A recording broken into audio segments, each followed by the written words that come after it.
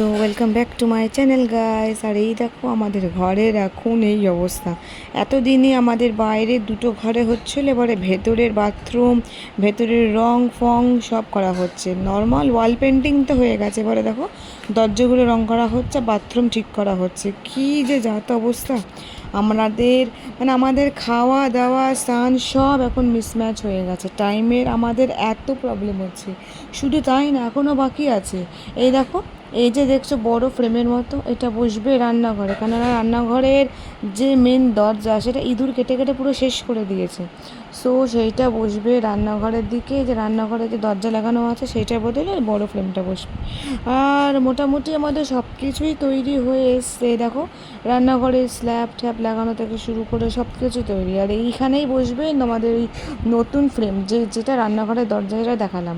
আর এই দেখো আমাদের বাথরুমে গিজার ফিজারও বসানো হয়ে গেছে।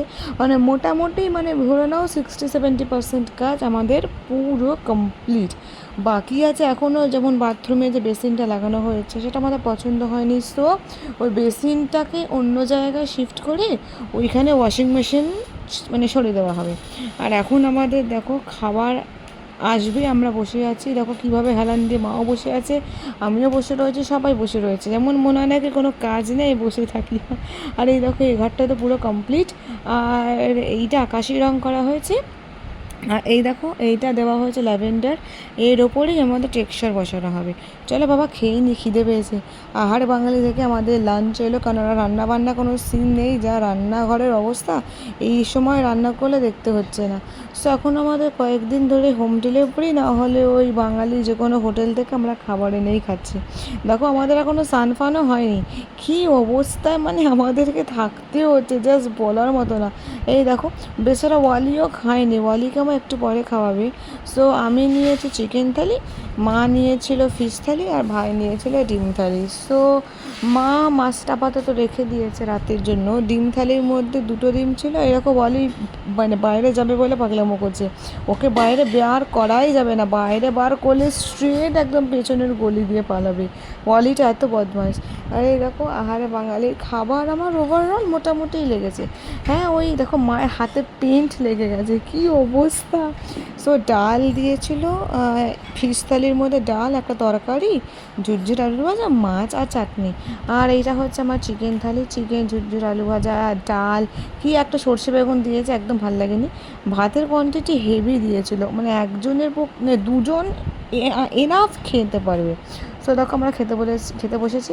ভাইয়ের পাতে দুটো ডিম পড়েছে, তো মা একটা ডিম খেয়েছে, ভাই একটা ডিম খেয়েছে, আর মাছটা ফ্রিজে রেখে দিয়েছে। এই দেখো বদমাইশ কতক্ষণে বাইরে যাবে।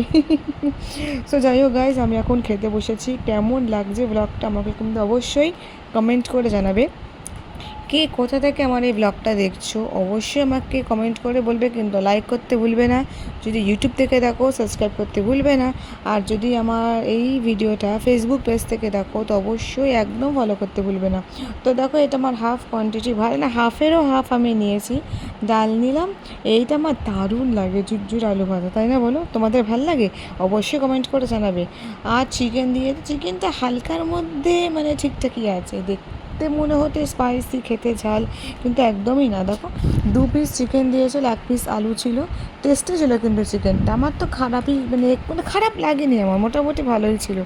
যাই গাইস খেয়ে নিই, আমাদের খাওয়া দাওয়া অলমোস্ট ডান। খেতে খেতে এই দেখো ওয়ালিকে মা কোলে করে নিয়ে নিয়েছে, কেননা দরজা আসছে। এই দেখো মানে খেতে খেতেই আর শান্তি নেই, মানে খাচ্ছি 10 বার করে উঠছি, 10 বার করে উঠছি, 10 বার করে বসছি, মানে এরকম।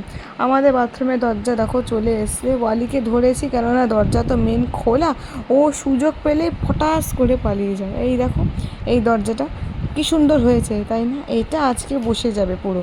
আর একটু পরেই তোমাদেরকে দেখাবো বাথরুমের দরজাটা আমাদেরকে বসে নিজে সেট করে দিল, কেমন লাগছে না লাগছে। এরকম অনেক বড়, জানে না ফিট কী করে করবে এরা।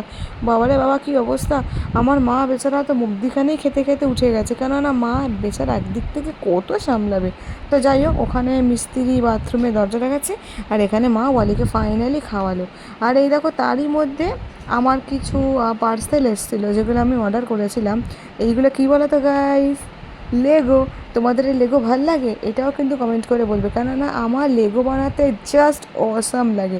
আমি আমার ভাই দুজনে লেগো বানাই।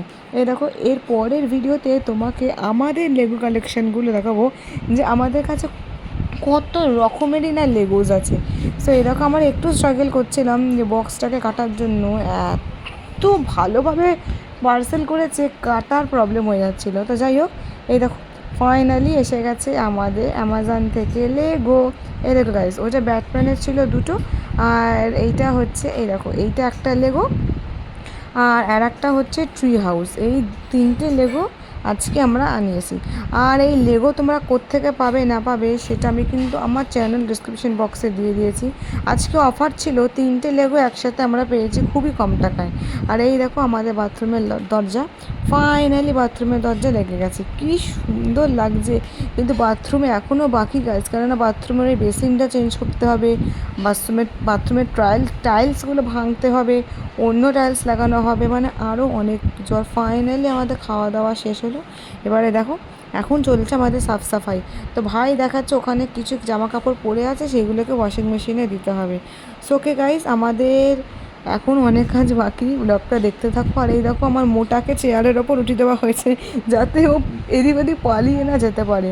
গাইস ব্লগটা এই অবধিই থাক, নেক্সট ব্লগ আমি খুব তাড়াতাড়ি আনছি। আর পাশে থেকো, সাথে থেকো। ওকেই, বাই।